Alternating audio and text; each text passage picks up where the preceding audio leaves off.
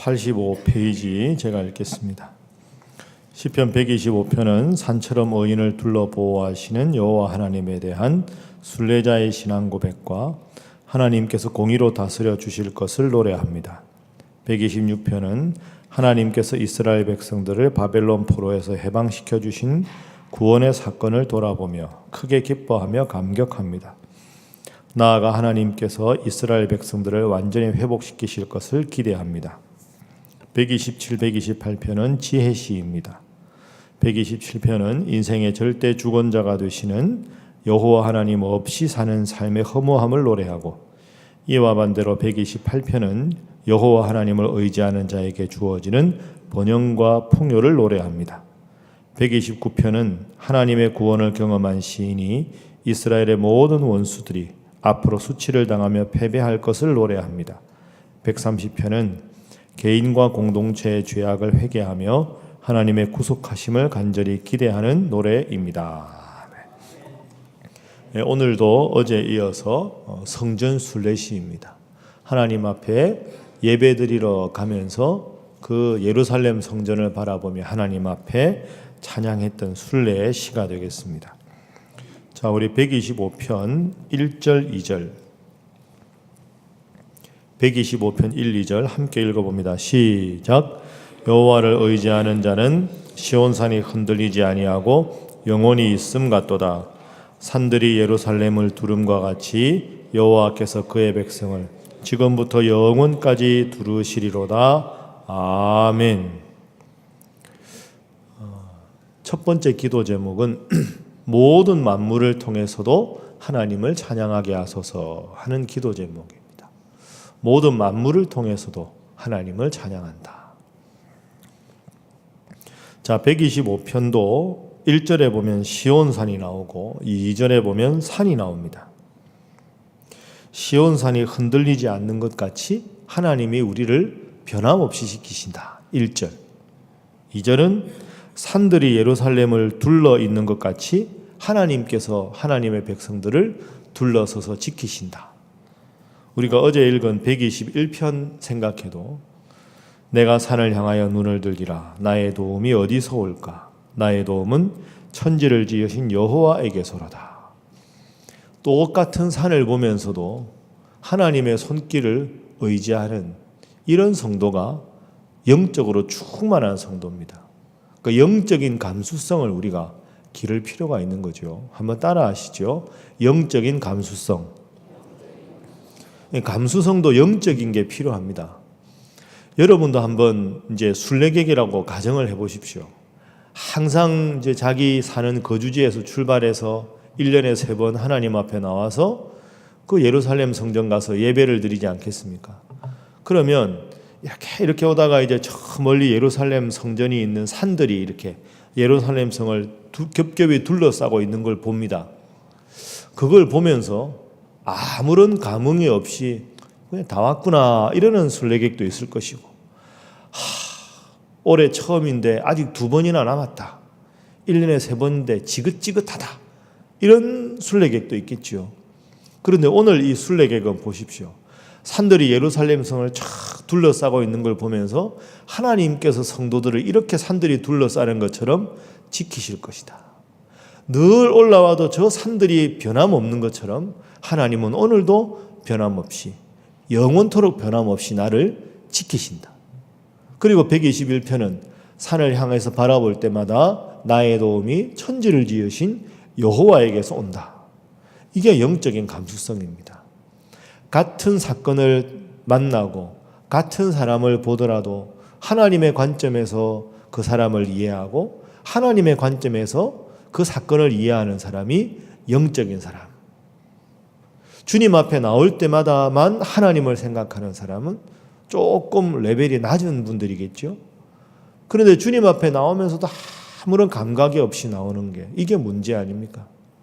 그래서 영적이다 하는 것은 누구를 만나고 예배를 드리느냐 안 드리느냐 이게 중요한 게 아니라 똑같은 일을 만나도 하나님을 먼저 생각하고 똑같은 것을 보아도 하나님의 관점에서 나를 바라보고 세상을 바라보는 사람이 영적인 사람이다. 오늘 하루도 하나님께서 함께 하시기를 주님 이름으로 축복합니다. 밤새 눈이 좀 왔습니다. 그 눈이 이렇게 다 올 때 보면 차량이나 이걸 다 덮었잖아요. 하나님, 이 지저분하고 혼란한 세상이 하얀 눈으로 뒤덮이는 것처럼 우리의 마음도 늘 예수님 보혈로 씻겨주셔서 하얀 눈처럼 깨끗하고 정결한 삶을 살아가게 하소서. 그렇게 우리가 기도할 수 있어야 영적인 삶을 잘 살아간다고 말할 수가 있습니다. 매일 반복되는 일상 속에서도 하나님의 손길을 느끼고 하나님의 눈길을 느끼시는 영적으로 민감하고 영적으로 감수성이 발달하는 여러분 되시기를 주님 이름으로 축복합니다. 자, 두 번째는 우리 127편 1절 2절 함께 읽어봅니다. 시작. 여호와께서 집을 세우지 아니하시면 세우는 자의 수고가 헛되며 여호와께서 성을 지키지 아니하시면 파수꾼의 깨어 있음이 헛되도다. 너희가 일찍이 일어나고 늦게 누우며 수고의 떡을 먹음이 헛되도다. 그러므로 여호와께서 그의 사랑하시는 자에게는 잠을 주시는도다. 아멘. 두 번째 기도 제목은 범사에 주님을 의지하게 하소서 하는 기도 제목입니다. 모든 일에 주님을 의지하는 성도. 여호와께서 집을 세우지 아니하시면 세우는 자의 수고가 헛되며 여호와께서 성을 지키지 아니하시면 파수꾼의 깨어 있음이 헛되도다. 우리가 일찍이 일어나고 늦게 눕고 수고의 떡을 먹는 게 헛수고입니다. 하나님이 도와주지 않으면 어떻게 이게 가능하겠습니까? 어제 이제 그 페이스북이라고 이제 막 이렇게 실시간으로 소식이 날아오지 않습니까? 포항에 이번에 지진이 났잖아요. 그 이제 어제 저녁에 제가 잠들기 전에 쭉 봤는데요.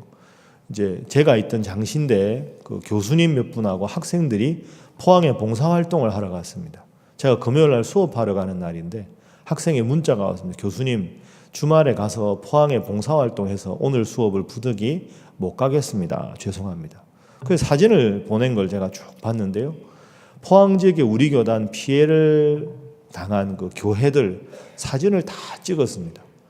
어느 목사님은, 제가 신학교 때 같이 있던 형님 목사님은 사택이 완전히 전면 파손이 다 돼가지고 그 사택 짐 그대로 두고 나와서 살아가는 분도 있고, 대부분 보니까 위쪽에 이제 종탑이나 교회 기둥 자체가 무너지기도 하고, 참 안타까운 일이죠. 우리도 어떻게 이걸 도울까 기도하고 당회에서도 이야기를 해야 되는데요. 이런 일을 당한 분들이 얼마나 안타깝겠습니까? 또 한편 생각해 보면 참 인간의 힘이 보잘것없습니다. 우리가 아무리 뭘 잘해도 그냥 지진 한번 나서 좀 흔들리니까 이런 일이 생기지 않습니까? 여러분, 세상에서 제일 큰 기적은 오늘 아침에 여러분이 세상에서 아침에 일어난 게 제일 큰 기적입니다. 밤새 누워 계시다가 아침에 못 일어날 수도 있지 않습니까? 그렇게 생각해 보면 우리가 걷는 것, 하루를 살아가는 것, 주일이면 하나님 앞에 나와서 예배 드리는 것 하나하나가 다 하나님의 기적인 줄로 믿습니다. 하나님이 집을 세우지 아니하시면 세우는 자의 수고가 헛된 것이고, 하나님께서 성을 지키지 아니하시면 파수꾼이 밤새 깨어 있는 것이 헛일입니다. 머릿속으로 아는 게 아니라 이걸 마음속 깊이 한번 느껴보십시오. 아, 하나님의 은혜로 이 쓸데없는 자 왜 구속하여 주는지 나는 알 수가 없도다. 성도들한테 제일 좋아하는 찬송가가 뭡니까? 물으면 청년들은 이런 곡 별로 안 좋아합니다. 그런데 여러분들 느끼실 텐데요. 점점 이제 신앙생활 오래 하면 오래 할수록 애창곡이 바뀌는 것 중에 대표적인 애창곡이 아, 하나님의 은혜로 이 쓸데없는 자 왜 구원해 주는지 도무지 알 수가 없다. 한순간 한순간 살아가는 것이 다 하나님의 은혜입니다. 얼마나 우리가 작은 것에도 늘 반복되는 일상에도 감사하고 있는가? 이것도 영적인 사람인가 아닌가의 기준이라고 볼 수가 있겠죠. 하나님께서 여러분의 삶을 인도하셔서 여러분이 오늘 이 자리에 계실 수 있는 줄로 믿습니다. 오늘도 작은 것에 감사하시고 여러분의 자녀를 위해 기도할 수 있음에 감사하시고 예배당 나와서 기도할 수 있음에 감사하시고 또 아직도 내가 기도할 여러 제목이 내 머릿속에 떠올릴 수 있다는 것도 감사하시고, 오늘 금요일 구역 모임을 할 수 있다는 것도 감사하시고, 오순절 집회가 있다는 것도 감사하시고, 돌아가서 함께 있을 가족이 있다는 것도 감사하시고, 그래서 하나님께서 나를 지키셔야만 오늘 하루도 살아갈 수 있습니다 하고 크게 하나님 기도를 들어주셔서가 아니라 작은 범사에 항상 감사할 수 있는 여러분 모두가 되시기를 주님 이름으로 축복합니다. 자, 이제 마지막 세 번째는 128편 말씀 한번 읽어보겠습니다. 128편 1절 2절. 자, 함께 읽습니다. 시작. 여호와를 경외하며 그의 길을 걷는 자마다 복이 있도다. 내가 내 손이 수고한 대로 먹을 것이라. 내가 복되고 형통하리로다. 아멘. 자, 2절 말씀대로 보면 내 손이 수고한 대로 먹을 것이라, 이런 표현이 나옵니다. 그래서 마지막 기도 제목은 늘 수고한 대로 감사하게 하소서 하는 기도 제목입니다.